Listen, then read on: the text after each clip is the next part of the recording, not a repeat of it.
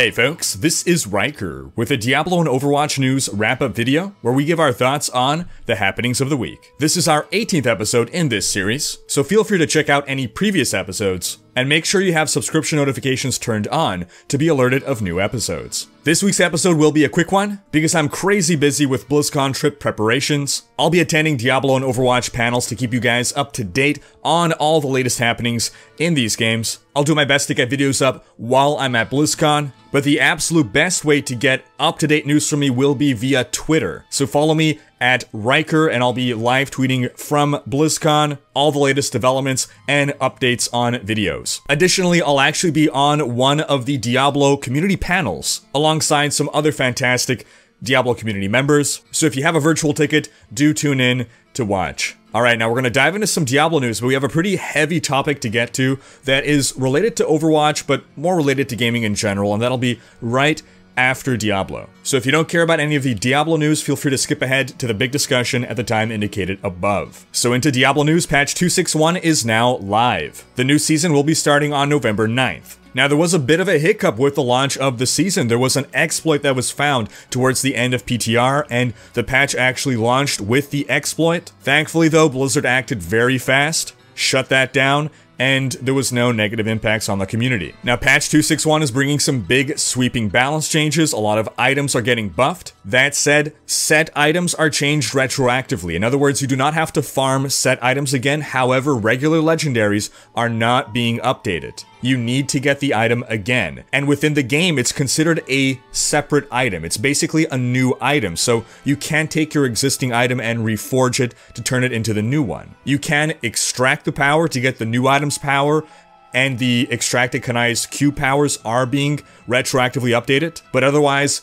if you want to equip the new item, you have to actually farm it. And Reddit user HVRRY3K has a handy list of all the updated legendaries. I don't know why I'm pointing here, I'll have that link in the description below. Yesterday, I also released my updated tier list on the best builds for this patch. Be sure to check that out. Also, if you've not purchased a Necromancer pack yet, or don't even own Diablo, yet are still somehow watching this video, both Diablo and the Necro Pack are currently on sale until October 31st. And to finish off our Diablo news, Wolfcrier will be once again hosting his Level with a Cause charity drive when the season starts. The drive will take place on November 9th and 10th, and this time the charity of choice will be Take This, a charity revolving around mental health issues, specifically in the domain of gamers. If you'd like to know more about the charity drive, I'll have a link in the description below. And on the topic of mental health, this actually kind of segues into our next major discussion topic, which was raised in the realm of Overwatch, but really extends to all of gaming. Once again, it's about toxicity, but this time it's specifically about toxicity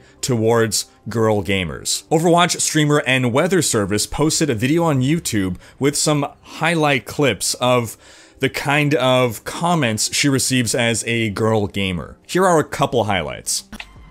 This is the reason why girls should not do anything other than be a woman. Do not play Overwatch, you fat, ugly, pimple-ridden face. Unfortunate. Yeah, I think Mercy's not working out for you, dumb. Learn how to play a proper character. 45 hours and you still suck. I guess girls just suck at video games in general, you stupid. She's at the point, dude. You're estrogen-based, like, your opinion doesn't matter. So, can we play around the Junkrat idea? Go back to the kitchen. Excuse me? I'm pretty sure I didn't stutter. Hello. That's a Mercy main. Well, I can play whichever healer. I just am playing a lot of Mercy because she's How about really you play good. go to the kitchen? Now, we've discussed toxicity before, and an argument can be made that this is just the general toxicity that everyone receives, but these specific comments that we just heard are very clearly targeted to women. This isn't just people being douchebags, this is specifically hate speech against women. Now, while it is true that we all experience some degree of toxic or hateful comments thrown our way in some form of another, believe me, I am no stranger to this, be it on YouTube, be it on Reddit, be it on forums.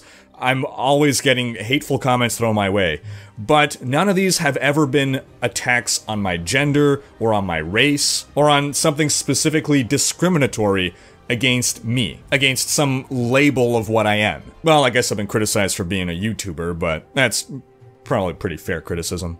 So the truth is that a lot of us don't know what it's like. I'm not a girl, last I checked, and while I've always had some idea that girls do receive specifically anti-girl comments, I never really knew how bad it was until hearing this vile filth. And in response to this video, a lot of girl gamers came out and said, yeah, the only way I can really cope with being a girl gamer is to just not use voice chat. As long as people don't know I'm a girl, I get treated fairly or normally. I get the normal amount of hateful comments, but as soon as they find out I'm a girl, then that's when I start getting these sexist comments. And the often touted advice here is, well, just, don't get on mic or just mute these guys. But that's not a practical solution. What you're arguing for is hampering your ability to play the game rather than addressing the real problem. Communication is a critical part of Overwatch, being able to speak verbally rather than have to rely on typing. I mean, there's no question of the advantage that a fluently communicating team has over one in which no one's using voice chat. And while this video only really pointed out the hateful things that girl gamers have to deal with, there's a lot more stuff that girl gamers have to deal with, even if it's not necessarily negative. And I'm basically talking about the whole, well, what's that? You're a girl? What? Well, hello there, fine lady. I see you're new to Overwatch. Well, I'm pretty, I'm not to brag, but I'm double platinum, AAA, 3 million MMR. You should team up with me. I'll show you the ropes. You see how cringy that was?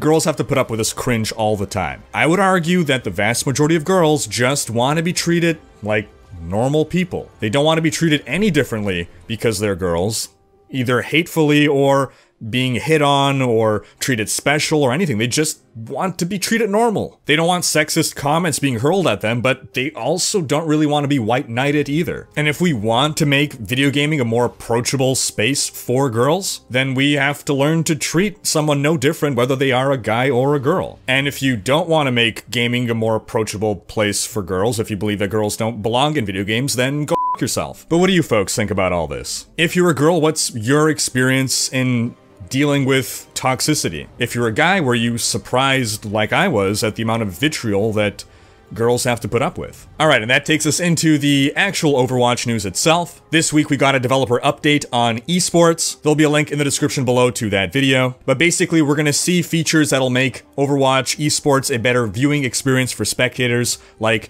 team colors rather than just red and blue so that it's never confusing which team you're looking at, and also an overhead map in which you can more readily visualize all the action. Also in Overwatch news, this week we've had Scott Mercer, principal designer, post on the forums basically saying that if you spam voice lines, you could get your account actioned.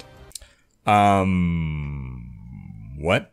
And this is where we get to the slippery slope. Again, we've been talking about toxicity a lot, and one concern with addressing toxicity is, where do you draw the line, and at what point are we removing so many liberties that the game stops being fun? I know that when joking around with my friends, I've spammed voice lines. Does that mean I can get banned for that? I don't know. What do you folks think about that? Do you think voice line spam is a real problem, or is this an overreaction now on Blizzard's part? Moving on, we also had a post from Jeff Kaplan addressing some recent concerns. I'll have a link to that Battle.net post down below. But basically, he's been listening to a lot of the feedback, especially about Mercy, and agrees that Mercy is, quote, too dominant right now. To further quote, in particular, we feel like the resurrect ability is changing the tone of the game to a degree which is simply too powerful. As such, we're experimenting with different toned down versions of the ability. Do you folks think that's good news? Do you feel that the new Mercy still is too strong and too much of a must-have on your team? And lastly, I just want to finish off with this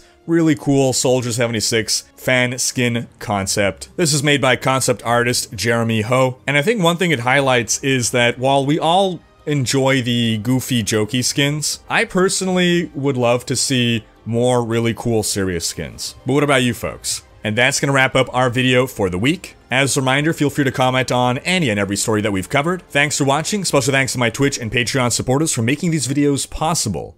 If you enjoyed this video, please share it, check out these other videos, and subscribe to join Rhykkers Raiders for more gaming content.